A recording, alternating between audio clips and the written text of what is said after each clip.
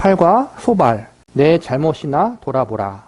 첫 번째 엘리바스가 나와서 도덕률의 견고함을 근거로 욥을 책망했고, 욥은 자신의 경험이 도덕률로는 다 정리할 수 없는 깊고도 신비한 현실이라고 대답했습니다. 두 번째는 빌닷이 나와서 우리가 받은 하나님의 통치와 우리가 가진 하나님에 대한 지식은 오랜 기간에 걸친 경험과 축적된 지혜 속에서 가지게 된 하나의 틀이다. 그런데 잠시 사는 존재에 불과한 내가 어찌 그 틀을 깨고 내가 옳다고 하여 우리가 가진 고정관념을 그렇게 깨려고 하느냐라고 따집니다. 이에 욥이 답하기를 내가 짧은 인생을 사는 깊은 지혜를 다 담을 수 없는 존재인 것을 나도 안다. 그러나 그 고정관념이 하늘로부터 결론이나 어떤 완전한 이치로 떨어진 것이 아니라 오랜 세월에 걸친 시험 과정을 통해 경험 속에서 만들어진 것이 아니냐. 그것이 어떤 식으로 그런 결론에 이르러서 우리의 고정관념이 되었는지 생각해 보아라.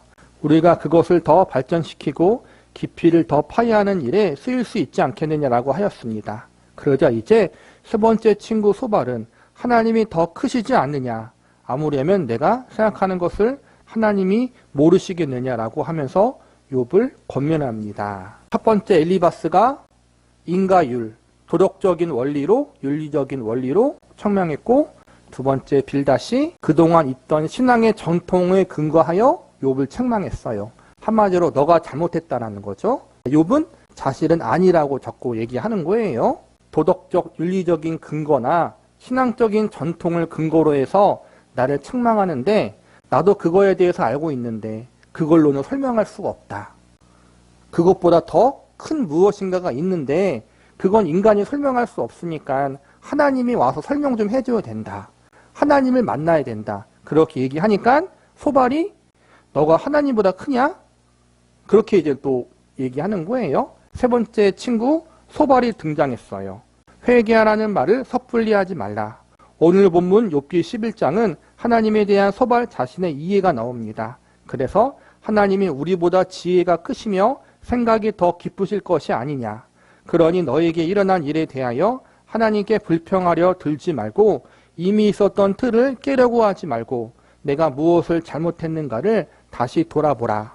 하나님이 틀렸을 가능성보다 내가 틀렸을 가능성이 더 많지 않겠느냐고 합니다. 그래서 2절부터 12절까지 하나님이 얼마나 능력과 지혜에서 광대하신 분인가. 13절부터 끝절까지는 그러니까 회개하라. 그러면 하나님이 다 해결해 주시고 마침내 복을 받게 될 것이라고 말하는 부분입니다. 엘리바스, 빌닷, 소발, 이 세 사람이 제시하는 하나님에 대한 이해는 그 자체로 잘못된 것이 아닙니다. 모두 진리의 어느 한 부분을 잡고 있는 것이 사실입니다. 욥기에서도 그들의 이해가 잘못되었다고 제시되지 않고 다만 욥이 지금 겪고 있는 경험을 다 담아내기에는 그들의 이해가 부족하다고 말합니다. 이것이 욥기의 중요한 주제입니다. 도덕으로도 담아내지 못하고 경험으로도 담아내지 못하고 신비라는 이름으로도 담아내지 못하는 그 무엇을 욥이 지금 경험하고 있습니다. 우리도 가만히 생각해보면 우리가 기독교 신앙이라고 생각하는 하나님과 하나님의 일하심에 대한 이해가 아마 이 세 가지 중 어느 하나이거나 이 셋을 적당히 섞어 놓은 것일 수 있습니다. 그러나 결론에서 보듯이 이러한 이해를 가지고 누군가를 향해 회개하라는 말을 섣불리 사용해서는 안 됩니다. 이것이 무슨 뜻인지 생각해 봅시다. 하나님은 정말 신비로우십니다. 하나님은 당연히 도덕성을 가지고 계시며 경험 속에서 당신의 신실하심을 증명하시는 분이며 측량할 수 없이 크신 분입니다. 그런데 우리는 이것을 가져다가 나 편하자고 하는 데 씁니다. 우리가 가장 조심해야 할 점입니다. 우리는 옆에서 누가 괴로워하고 의심하고 고통하고 불평하는 것을 못 견딥니다. 자기도 불안하기 때문입니다. 내가 완전하고 충만하면 옆에서 누가 불만을 토하거나 비명을 질러도 괜찮겠지만 내가 아슬아슬한데 옆에서 누가 넘어지면 그 여진이 나에게 올 게 너무 뻔하니까 상대방을 들볶는 것입니다. 내 말 들어라. 그리고 잠잠해라. 비명 좀 그만 질러라. 그러지 않아도 힘들어 죽겠고 불안해 죽겠는데 너는 왜 겁을 주냐. 지금 그 싸움을 하는 것입니다. 그런데 잘 생각해 보십시오. 13절부터 마지막 절까지가 회개하라는 내용인데 회개란 안심하고 확인하는 것이 아닙니다. 회개란 내가 아는 길, 내가 확실하다고 여기는 길을 하나님께 넘기는 것입니다. 보통 우리는 예수로 말미암아 구원해서 회개하라는 것이 맨 처음 예수를 믿는 것과 함께 요구될 때 길을 돌이킨다는 개념으로 사용합니다. 그 길을 돌이킨다는 것이 하나님을 모르던 인생에서 하나님의 통치에 순종하게 된다는 개념입니다. 그런데 따져보면 이 돌이킴은 우리에게 무엇으로 제일 많이 이해되느냐면 윤리적으로 제일 많이 이용됩니다. 거짓말하던 것을 이제 안 한다는 식입니다. 이런 식의 이해가 더 큽니다. 그런데 하나님께 순종한다고 했을 때 그 하나님이 누구신가에 대한 이해에서 대부분 아주 깊이까지 들어오지 못합니다. 하나님은 사랑이시다, 하나님은 거룩하시다 하는 정도에까지만 들어와 있는데 사실 그 구체적 내용이 무엇이냐고 할 때에는 모호합니다. 그래서 그것으로는 안심이 되지 않는데도 서로 애써 외면하고 더 깊은 질문이나 갈등이 되지 않도록 조마조마하게 예수 믿고 삽니다. 그러다가 누가 그러면 비명은 저 사람이 질렸는데 나가 떨어지는 것은 나 자신이 되고 맙니다. 기독교가 한창 부흥했을 때 우리는 자신감이 있었습니다. 그러나 지금 어려운 형편을 맞이하자 다 같이 두려워하기 시작했습니다. 동일한 문제입니다. 하지만 우리가 부흥했을 때 넉넉했던 것도 아니고 지금 배척을 받거나 공격을 받고 있다고 해서 불안할 것도 없는 것이 바로 예수 믿는 것입니다. 하나님은 여론이나 대세나 힘에 의해서 흔들리거나 타협하셔야 할 분이 아니며 우리가 보호하고 지켜드려야 할 분도 아닙니다. 그분의 전능하심과 신실하심, 선하심에 대하여 우리가 굳은 고백을 했는데도 우리는 사실 이러한 본질적인 것에서 위안과 힘을 얻기보다 밖에 있는 환경에 의해서 더 많이 흔들립니다. 그리고 비명을 질러댑니다. 그렇지 않습니까? 하나님 앞에 도대체 무엇을 구하는 것입니까? 내 불안과 내 의심과 내 모호함을 없애달라고 구하지 하나님을 더 알게 해달라고는 안 합니다. 그래서 오랜 시간 하나님을 믿어도 그 하나님에 대해서 그만큼 더 많이 안다고 자신 있게 이야기할 수 없는 그런 이상한 신앙을 우리가 가지고 있습니다. 욥기는 이에 대한 도전입니다. 욥기에서 보는 이 신비는 우리가 하나님을 다 이해하고 측량할 수 없다는 데 초점이 있고 여기로 우리를 초대하고 있습니다.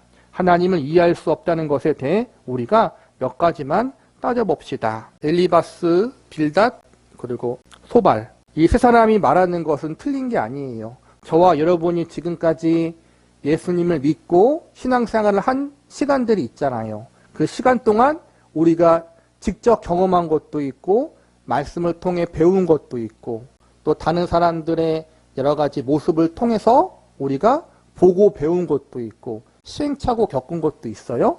그게 틀린 게 아니에요. 그런데 그것으로 모든 걸 다 담을 수는 없다라는 거예요. 마찬가지로 엘리바스와 빌닷과 소발 역시도 진리에 대해서 알고 있었고 하나님에 대해서 알고 있었어요. 경험적으로도 알고 있었고 또 지금까지 살아온 인생의 연륜과 경륜을 통해서도 하나님에 대해서 알고 있었어요. 그런데 그것으로는 욥이 경험한 것에 대해서는 설명할 수가 없었다는 거예요. 진리를 알고 있었는데 진리의 모든 걸 알기보다는 진리의 한 부분을 붙잡고 한쪽 면만 봤다는 거예요. 코끼리가 있는데 눈 감고 코끼리의 어느 한 부분만 만져놓고 이게 코끼리의 전부인 것처럼 알고 있는 그런 오류를 범했다는 거예요. 근데 이게 뭐 잘못이기보다는 인간이 그래요. 모든 걸 다 경험할 수 없잖아요. 최소한 알고 있잖아는 거예요. 내가 경험한 게 틀린 건 아니지만 그게 하나님의 모든 걸 담고 있진 않다는 걸 알고 있다는 거예요. 그래야지 우리가 이 새 친구들처럼 남을 함부로 정죄하거나 손가락질하는 잘못을 피할 수 있다는 거예요. 하나님에 대해서 내가 알고 있다고 하지만 그게 전부는 아니다. 내가 다 이해할 수 없는 어떠한 부분들이 있다는 거예요. 물론 이 세 사람이 알고 있는 건 기본적인 거예요. 이 기본이 있어야지 그 이상을 나가는 건 맞아요. 기초가 없는 상태에서 다 모든 걸 이해할 수 없는 하나님 이렇게 여기면 자유주의 신학자가 돼요. 그래서 기초적인 중요한 거는 알고 있어야 되는 건 맞아요. 그런데 중요한 진리적인 부분을 알고 있다고 해서 그게 전부인 것이라는 교만한 생각은 우리가 좀 조심할 부분이 있다. 그리고 또 하나 조심해야 할 것은 내가 알고 있는 그 신앙, 내가 경험한 그 믿음적인 부분을 가지고 다른 사람들을 정죄하는 것을 조심하자라는 거예요. 다른 사람을 정죄하고 비판하고 다른 것을 끄집어내는 일에 힘쓰기보다는 조금 더 하나님을 사랑하고 하나님을 알아가는 데 힘쓰자라는 거예요. 내 기력을, 내 열정을 하나님께 집중하자라는 거예요. 자꾸 틀린 사람 끄집어내고 잘못한 사람 지적하고 그 사람을 비판하는데 내 열정을 쓰지 말고 하나님을 더 사랑하고 알아가고 닮아가는데 내 열정, 내 에너지를 더 쓰자라는 거예요. 이해의 한계를 깨버리시는 하나님. 하나님이 아브라함에게 이삭을 바치라고 하셨습니다. 그러면 뭐라고 답하겠습니까? 아브라함이 어느 날 여러분의 집에 찾아와서 아무개야 나 큰일 났다. 하나님이 나보고 내가 100살에 얻은 아들을 내어놓으라는데 어쩌면 좋으냐 하며 여러분은 뭐 하는 짓이냐? 믿음은 어디다 두고 이렇게 답하시겠습니까? 아닐 겁니다. 아니 하나님은 어떻게 자식을 내놓으라고 그래? 이런 건 이방 신들이나 하는 것이 아니냐? 야 너가 잘못 들은 것이겠지. 당연히 이렇게 말하지 않겠습니까? 하나님이 그러실 줄 몰랐다고 하는 것이 정상적인 반응이 아니겠습니까? 그런데 실제로 그런 일이 일어나고 하나님이 아브라함에게 아들을 요구하셨습니다. 우리는 결과를 아니까 쉬운 것입니다. 아브라함이 이삭을 잡기 전에 하나님이 그만해도 된다고 하셨으니까 거봐라. 내 그럴 줄 알았다 하고 할 수 있는 것입니다. 그것을 영화를 다 본 사람이 하는 이야기입니다. 그런데 그 속에 내가 주인공으로 들어가 있으면 어떻게 반응하겠습니까? 펄펄 뛸 일입니다. 어떻게 이런 문제를 소주 한두 병으로 해결할 수 있겠습니까? 우리로서는 도저히 이해할 수 없는 일입니다. 그런데 그런 일이 있음으로써 하나님이 아브라함에게 약속한 너는 복의 근원이 될지라 하는 마음이 우리의 이해가 닿을 수 없는 크기라는 것을 우리는 어렴풋이 알게 됩니다. 하나님이 아브라함을 복의 근원으로 만들고 열국의 아버지가 되게 한다는 것은 우리로서는 이해가 가지 않는 일입니다. 그런데 하나님은 이 사건을 통해서 우리가 모르는 방법으로 하나님의 더 깊고 무궁한 능력과 지혜의 차원에서 이런 일은 얼마든지 가능하다는 것을 보여주어 우리의 이해에 어떤 한계를 깨버렸습니다. 이삭을 바치라는 하나님의 명령에서 말입니다. 아브라함이 이삭을 바쳤다고 우리는 늘 이야기합니다. 아브라함에게 이삭을 바치라고 도전해 오신 하나님 앞에서 우리는 놀라는 것입니다. 안전망, 안전한 조약, 안전한 관계, 우리가 알고 있는 종교라는 이름으로 우리가 기대하고 요구하는 그 한계를 벗어나게 됩니다. 어떤 문을 확 열어 젖히는 느낌을 받습니다. 벽을 뚫고 들어오시는 집을 날려버리시는 것 같은 하나님의 신비 앞에서 우리는 집안의 안전망이 아니라 펼쳐진 모든 세계가 내 것이다. 그러니 그 집에서 나오라 하시는 하나님의 음성을 듣게 됩니다. 우리는 로마서 5장에서도 이런 말씀을 보았습니다. 여러 번 인용했지만 이 시점에서 다시 한번 욥기의 주제라는 안목으로 생각해 봅시다. 1절부터 보겠습니다. 그러므로 우리가 믿음으로 의롭다 하심을 받았으니 우리 주 예수 그리스도로 말미암아 하나님과 화평을 누리자. 또한 그로 말미암아 우리가 믿음으로 서 있는 이 은혜에 들어감을 얻었으며 하나님의 영광을 바라고 즐거워하느니라. 다만 이뿐 아니라 우리가 환난 중에도 즐거워하나니 이는 환난은 인내를, 인내는 연단은, 연단은 소망을 이루는 줄 알미로다. 어떻게 환난이 우리의 소원을 이룹니까? 환난과 소원은 다른 길이 아닙니까? 동행할 수도 없고 병존할 수 없는 길입니다. 환난은 망하는 길이 아닙니까? 막히는 길, 꺾이는 길, 죽어나가는 길인데 그것이 어떻게 영광의 소망을 이룬다는 말입니까? 동과 서를 어떻게 묶는다는 말입니까? 그러나 하나님이 그렇게 하신다는 것입니다. 동쪽으로 가야 하는데 서쪽으로 끌고 가서 동쪽의 끝으로 간다는 것입니다. 그런데 우리는 쉽게 믿습니다. 쉽게 믿는 가장 큰 이유는 기독교 신앙이 나 좋은 신앙이 되기 때문입니다. 나 좋은 신앙, 나 편한 것이 되었습니다. 이렇게 기독교 신앙이 살아생전에 안심할 장치 외에 아무것도 아니게 되니까 하나님의 더 깊은 개입을 허락하지 않는 것입니다. 그래서 누군가에게 감당하지 못할 일이 일어나면 서로 놀랍니다. 병균이 옳마올까 놀라는 것입니다. 나도 환난당하고 고민에 휩싸이고 더 기도해야 하는 일이 생길까 놀랍니다. 그래서 예방접종을 합니다. 밀렸던 11주도 내고 안 나오던 3일 저녁 예배도 나오고 해서 이 균이 못 들어오게 합니다. 하나님과 균이 동일한 존재가 되고 말았습니다. 하나님이 신자들의 인생 가운데 일하실 때에는 우리가 생각하는 한계의 범위를 넘어서 일하실 때가 많다라는 거예요.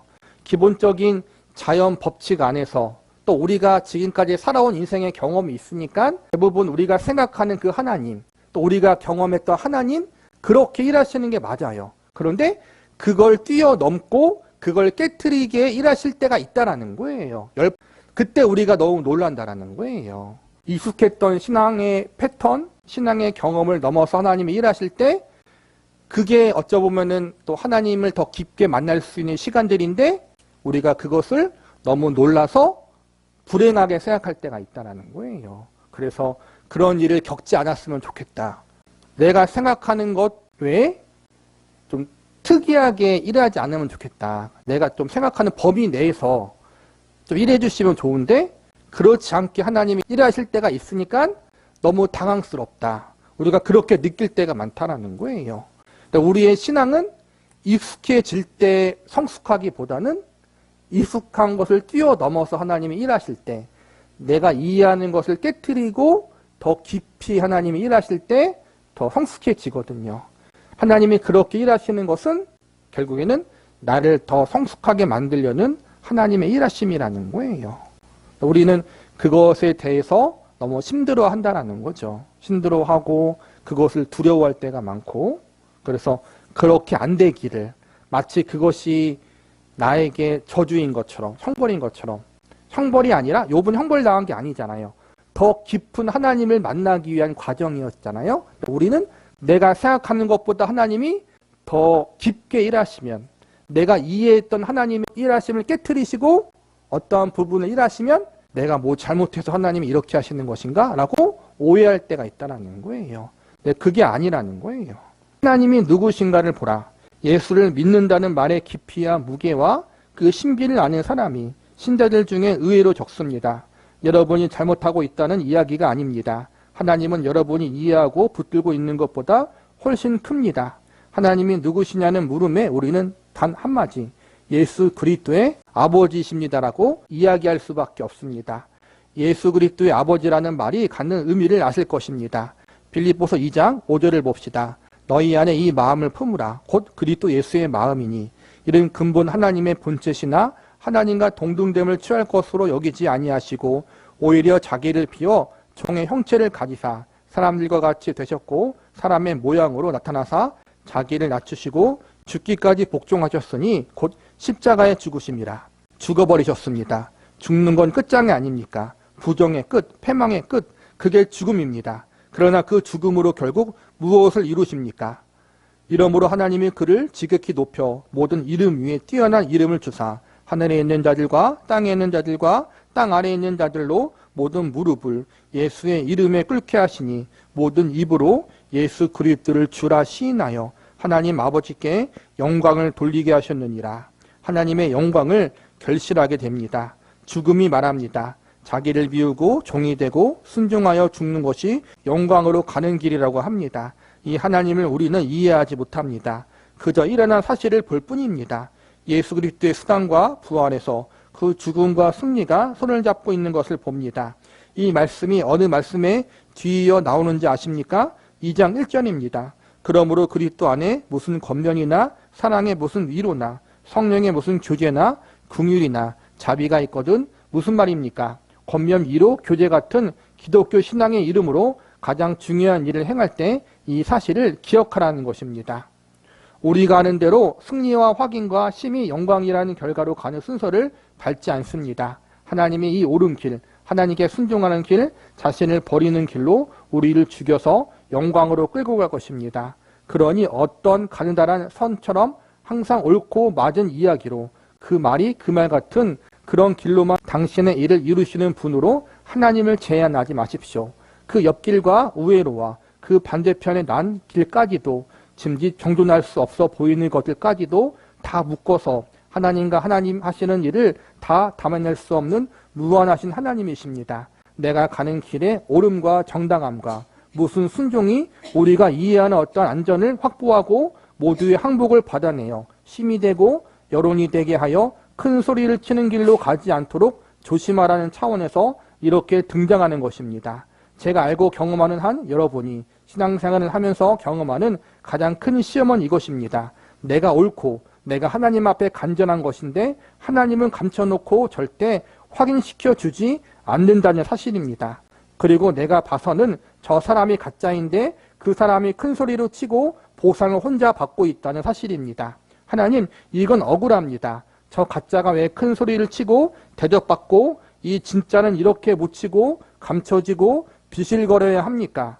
우리에게 하는 이야기입니다. 십자가를 봐라. 너 참아라. 너 겸손하라. 너 양보하라. 너 희생하라가 아닙니다. 강요가 아닙니다. 하나님의 측량 못할 크기를 너 깨달으라는 것입니다. 우리가 오를 때 이 부분이 대단히 약합니다. 오르니까 그렇습니다. 다른 사람들의 공감을 받고 설득력을 가질 때 오히려 위험합니다. 그 옳은 것을 지금 누가 하고 있습니까? 욥의 세 친구가 하는 것입니다. 셋은 전우가 아닙니까? 친구 셋이 달라붙어 욥에게 틀렸다고 하는데 욥은 현실 속에서 혼자 고난을 받고 있으니까 변명의 여지가 없습니다. 누가 봐도 잘했는데 고난당하고 있다는 것을 말이 안 되지 않습니까? 죽을 맛입니다. 그러나 그들이 하는 이야기, 도덕률이나 경험이나 신비에 관한 이해를 욥이 모르는 것도 아니며 경험이 없는 것도 아닌데 그것으로 해결되지 않는 이상한 상황에 붙잡혀 있는 것입니다. 뭐가 뭔지 모르겠다는 것입니다. 이해가 안 가시면 이렇게 한번 예를 들어보겠습니다. 제가 병원에 가면 의사들이 병명을 잡지 못합니다. 검사를 하면 다 정상으로 나옵니다. 그런데 저는 이상합니다. 그래서 저는 의사를 믿지 않습니다. 죄송합니다. 애화를 들자고 쓴 것이니 의사 선생님들은 화내지 마시기 바랍니다. 우리가 현실에서 일상에서 만나는 일을 애로 들려고 한 것입니다. 의사의 말이 다 옳습니다. 엘리바스 같고 빌닷 같고 소발 같습니다. 그래서 마지막에 주는 처방이 이것입니다. 스트레스를 받지 마세요. 아니 내가 문을 열어서 스트레스가 들어왔단 말입니까? 그것이 숨어 들어온 것이 아닙니까? 병원에서 또 그런 이야기를 합니다. 죽을 것이라고 했던 환자가 낫고 걱정 없다고 한 환자는 죽더라는 것입니다. 의사가 정말 생명을 다루는 것이 아니더라는 말입니다. 그렇지 않습니까? 우리가 신앙생활 하면서 억울한 것 중 하나가 나는 분명히 크게 잘못한 것이 없어요.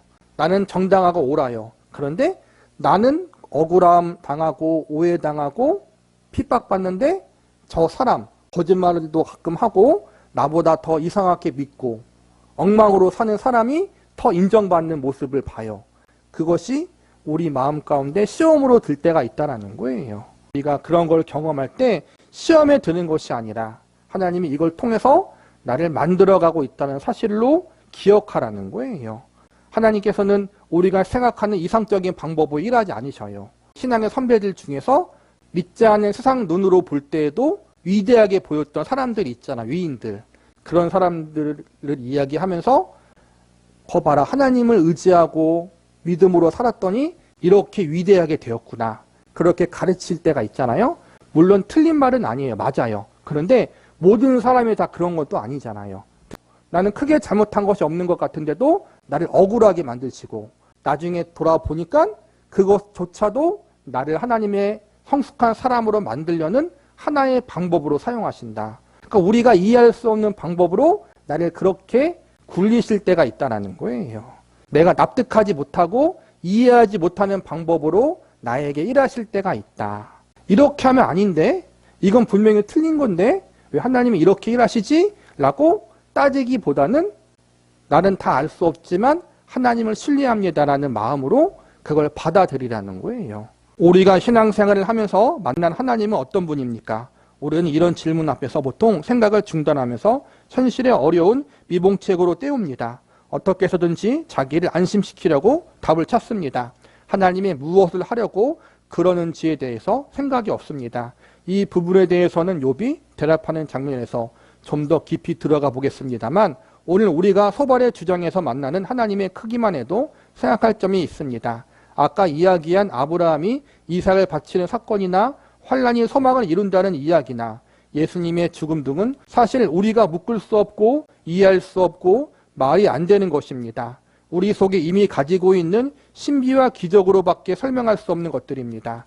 그런데 우리가 무엇을 이야기할 때는 하나님에 대한 이해를 위해서가 아니라 자기 편하기 위해서 스스로 신앙을 만들고 있다는 사실을 돌아봐야 합니다. 이것이 뭐가 그렇게 중요하냐고요?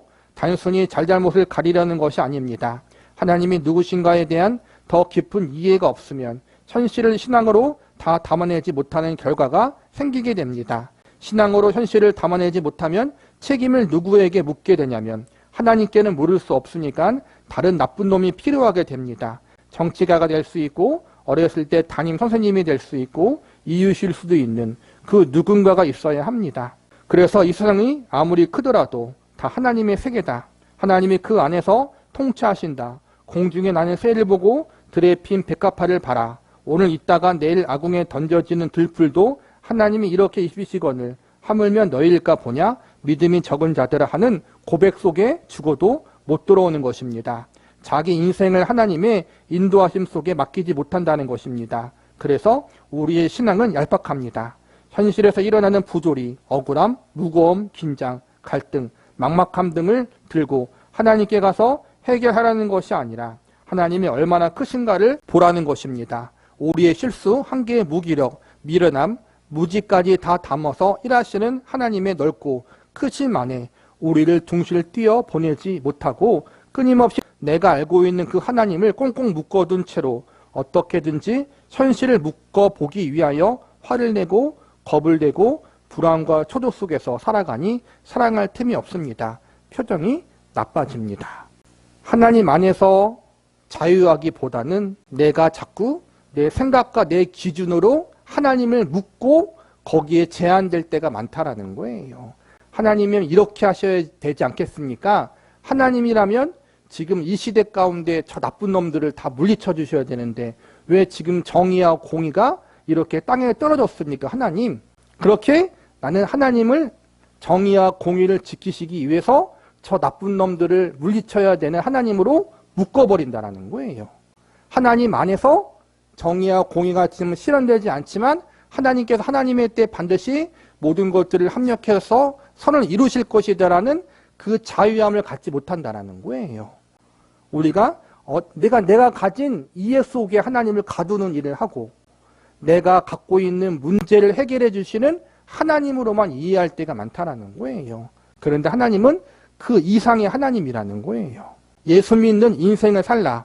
고린도후서 4장에 가봅시다. 성경이 얼마나 많은 신비를 이야기하는지, 그런데도 우리는 그 성경을 얼마나 피상적으로 읽고 있는지 한번 봅시다. 4장 7절입니다. 우리가 이 보배를 질그릇에 가졌으니 이는 심히 큰 능력은 하나님께 있고 우리에게 있지 아니함을 알게 하려 함이라.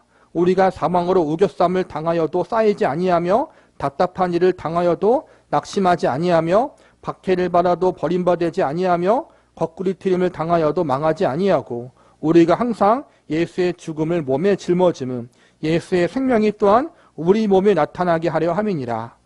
죽음과 생명이 손을 잡을 수 있다는 것이 말이 됩니까? 예수의 죽음을 몸에 짊어지는데 예수의 생명이 나타난다는 말을 여러분은 곰곰이 생각해 보신 적이 있습니까?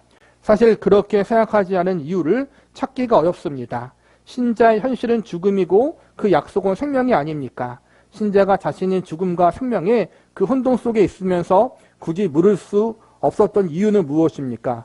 물어봤자 복잡하고 답이 안 나오니까 혼자 해결했던 것이 아닙니까?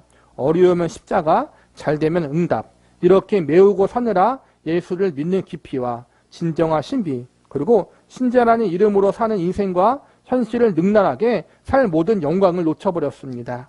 이 부분에 대해 말하자면 좀 분한 게 있습니다. 예수 믿는 것이 어떤 훈장을 달거나 시위를 해야 하거나 하는 것은 아닙니다. 그런데 우리가 아는 세상 사람들, 사업하는 친구나 다른 일에 종사하고 있는 친구를 만나서 대화해보면 그 사람들은 별로 우는 소리를 안 합니다. 그냥 인생이 그런 것이라고 하면서 늠름하게 버팁니다. 베테랑같이 말입니다. 그런데 예수 믿는 사람들은 그런 문제 앞에 훨씬 심없습니다. 훨씬 심이 없습니다. 깜짝 놀라더라는 것입니다. 너 그렇게 살면 안 돼 하고 상대방을 책망하는 것 외에는 자신의 정체성을 확인할 방법이 없어서 그런 것입니다. 술 먹는 동창들을 놔두십시오. 그렇게 해서 그가 하루를 견디는 것입니다. 내일을 견디기 위해서 소주 한 잔을 먹는 것입니다. 그런 것으로 펄펄 뛰지 마십시오. 술 안 먹는 것이 전부인 신앙만으로는 안 됩니다. 그것이 자기를 증명할 유일한 내용이어서는 안 된다는 말입니다. 술 안 먹는 것이 아니라 하나님의 신비와 부르심에 대한 항복, 현실에 자기의 인생과 존재를 담아낼 마음의 용기, 이것이 바로 신앙입니다. 술 이야기하니까 마음에 걸리십니까? 그럼 담배 이야기를 할까요? 우리가 얼마나 기독교를 치사한 문제를 걸어서 증명해야 할 만큼 가난해졌는지 아십니까? 술 아니면 담배 이야기밖에 할 말이 없습니다. 우리가 가난하기 때문입니다. 조금 더 읽어봅시다. 고린도후서 4장 11절 이하가 너무나 기가 막힌 신비라서 그렇습니다. 우리가 살아있는 자가 항상 예수를 위하여 죽음에 넘겨짐은 예수의 생명이 또한 우리 죽을 육체에 나타나게 함이니라. 우리는 생명이 귀하니까 그것이 영광되고 멋진 데 담겨 있어야 한다고 생각합니다. 보석을 담은 보석함도 멋있는 것처럼 말입니다. 그런데 이 말씀은 보석을 신문지에 싼다는 이야기입니다. 예수의 생명이 우리 죽을 육체에 나타나게 합니다. 그런즉 사망은 우리 안에서 역사하고 생명은 너희 안에서 역사하느니라. 어떻게 죽어서 생명을 만듭니까? 기억나는 구절이 하나 있을 것입니다. 한 알의 밀이 땅에 떨어져 죽지 아니하면 한 알이 그대로 있고 죽으면 많은 열매를 맺느니라. 이렇게 외워서 때우지 살아내지를 못합니다. 예수 믿는 존재가 되십시오. 예수 믿는 인생을 사십시오. 예수를 믿어서 현실과 맞대결을 하십시오. 도망가서 술 먹냐 담배 피우냐로 싸우지 마시고 세상을 이기십시오. 하나님이 욥에게 준 이 시련과 도전은 너무나 크고 깊은 것입니다. 하나님이 누구신가에 관한 문제입니다. 하나님은 다만 옳고 그른 것을 판단하는 하나님, 상을 주고 벌을 주시는 하나님, 열심을 다해서 기도하면 응답하고 등 두드려주는 하나님, 우리가 그를 외면하면 당신도 외면하는 하나님과 같이 이러한 작은 분이 아니라는 이야기입니다. 그것은 우리 인간에게도 그렇습니다. 우리 인간 세계에도 옳고 그름만으로 인간 관계를 맺지 않습니다. 인간이란 존재는 그의 관계에서 그의 삶에서 그것보다 큽니다. 도덕보다 크고 소원보다 큽니다. 우리가 무엇인가가 이루어졌으면 좋겠다고 비는 것은 다만 무슨 부자가 되고 무슨 높은 지위를 얻고 건강하게 해달라는 소원이 그 무엇으로 비유되고 있는 것인데 행복이란 그것보다 언제나 큽니다. 행복을 다른 표현으로 쓸 수 없어서 그런 표현을 도입하고 또 행복이라고 말하지만 행복이란 그것을 가진 사람을 쫓아가서 빼앗는 물건이 아닙니다. 인간은 다만 존재하고 다만 이기는 것이 전부가 아닌 존재라는 이야기를 하는 것입니다. 하나님이 우리를 그렇게 만드셨습니다. 하나님이 우리의 아버지가 되게 만드셨고 우리를 당신의 자녀로 부르셨습니다. 그는 우리에게 믿음을 요구하시고 거룩함을 요구하시고 사랑을 요구하십니다. 그 크기에 이제 여러분 영혼을 꺼내들어 와서 서십시오. 그리하여 하나님을 아는 것이 무엇인지를 하나님께 물음으로써 우리 삶에 제일 큰 영향을 미치며 위협하는 상과 현실을 이기십시오. 하나님을 아는 기쁨, 그의 자녀로 사는 명예, 인생의 신비와 위대함, 그것을 살아갈 용기와 믿음과 기쁨과 자랑을 쟁취하십시오. 구하여 얻으십시오. 그리하여 남의 이야기를 듣지 말고 여러분이 하나님의 자녀로 사는 기쁨을 누리십시오. 어찌 보면 세상 사람들이 우리보다 더 넉넉하게 살아가는 모습을 보일 때가 있다는 거예요. 물론 술 마시고 담배 피고 이런저런 일을 하지만 그것으로 그냥 끝낸다라는 거예요. 그러니까 우리는 술과 담배나 세상 사람들이 즐기는 쾌락보다 더 거룩하고 더 높고 더 위대한 하나님을 섬기는 사람들인데 그런 것을 즐기는 세상 사람들보다 마음의 넉넉함과 여유로움을 가지지 못하고 살아갈 때가 많다라는 거예요. 예수님 안에 있는 참된 자유와 평안을 누리지 못하고 예수님으로 말미암아 하나님으로 말미암아 우리의 정체성을 확인하기보다는 믿지 않는 사람들의 잘못된 모습을 비판하고 정죄하고 또 믿는 사람들의 잘못된 모습을 손가락질하면서 내 정체성을 확인할 때가 있다는 거예요. 그러지 말자라는 거예요. 누군가를 통해서 내 정체성을 확인하는 것이 아니라 하나님 안에 예수님 안에 있는 내 모습을 통해 나의 정체성을 확인할 수 있는 사람들이 되어야 한다는 거예요. 내가 누군가와 비교하고 누군가를 정죄함을 통해서 나 자신을 확인시키기보다 하나님 안에서 연단받고 훈련받고 하나님으로 말미암아 우리가 합력해서 선을 이루시는 인생을 살아감을 통해서 우리 자신이 하나님 안에 더 깊이 가기를 원하신다는 거예요. 믿지 않는 사람들도 인생을 살면서 참 고단한 삶을 많이 살잖아요. 그리고 그 중에서도 그렇게 고단한 인생을 살지만 그래도 멋있게 살아가는 사람들이 분명히 있어요. 믿지 않은데도. 인격이 우리보다 훌륭한 사람도 있고 인생들의 고난을 통해서 그 사람들이 성품이 멋있어지고 어려운 사람을 잘 돕는 사람도 있어요. 믿지 않는 사람도 이런데 우리는 어떠한 존재로 자라나야겠냐라는 거예요. 우리는 더 하나님 앞에 귀중한 존재로서 하나님 보시기 합당한 존재로 만들기 위해서 하나님이 이런 저런 방법들, 온갖 방법을 동원해서 우리를 훈련시키시고 연단시키시고 내가 믿고 있었던 한 가지 부분을 깨트리셔서 더 넓게 하나님을 알고 이해할 수 있는 존재로 우리를 만들어 가고 있다는 거예요. 지금 저와 여러분이 그러한 과정 가운데 있다는 사실을 기억하면서 욥의 새 친구들처럼 다른 사람들을 비판하고 정죄하는 것으로 나를 확인하지 말고 좀 더 나를 향한 하나님의 거룩하고 크신 뜻이 무엇인가에 집중해서 잘 훈련받고 연단받아서 아름답게 빚어지는 사람. 욥기 마지막에 등장하는 욥의 고백처럼 귀로만 들었던 하나님이 아니라 직접 하나님을 만났다. 그리고 하나님이 욥의 새 친구들한테 너희들이 욥에게 했던 말이 틀린 말이다라고 또 했잖아요. 그러니까 우리는 욥의 새 친구가 되지 말고 욥처럼 하나님께 그렇게 인정받는 그 자리에 갈 수 있기를 바라겠습니다.